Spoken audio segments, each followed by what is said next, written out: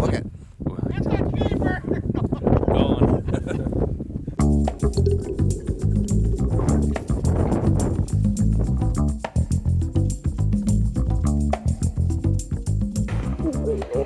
Hey guys, Troy Peterson, Mr. Bluegill here, and we're out chasing walleyes. And one of the things that I encounter where I'm at in central Wisconsin is the fact, oh, there we go. The fact that our fish see so many different baits. We are so pressured, and the fishing can be very tough.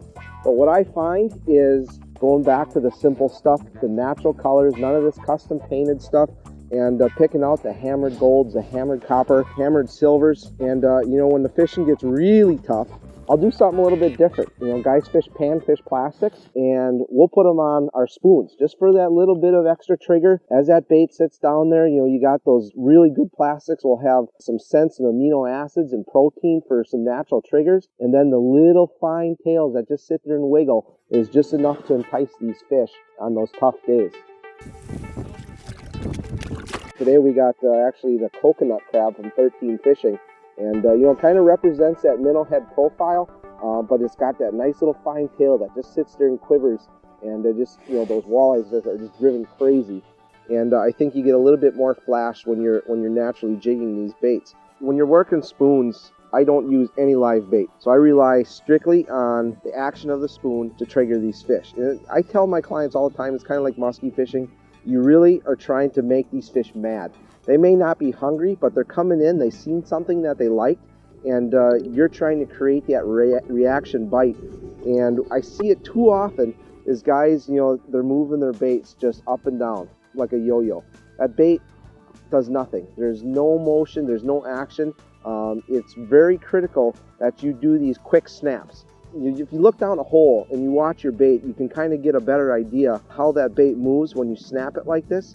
It'll shoot off to the side and then fall back down, shoot off to the side, fall back down, and you're covering a greater area around where you're fishing rather than just up and down through an 8-inch hole.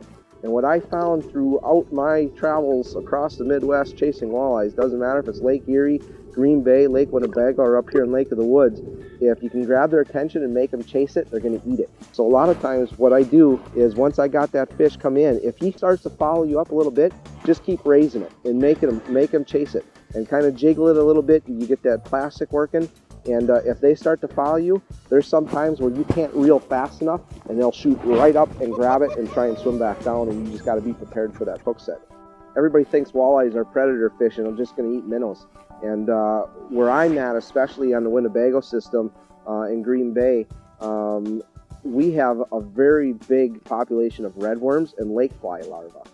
So a lot of times when we cut open the stomachs of these fish, what we're seeing is bugs. So that's important to have a wide variety of colors of plastics that you can naturally match the hatch if you say it. We are hooked up.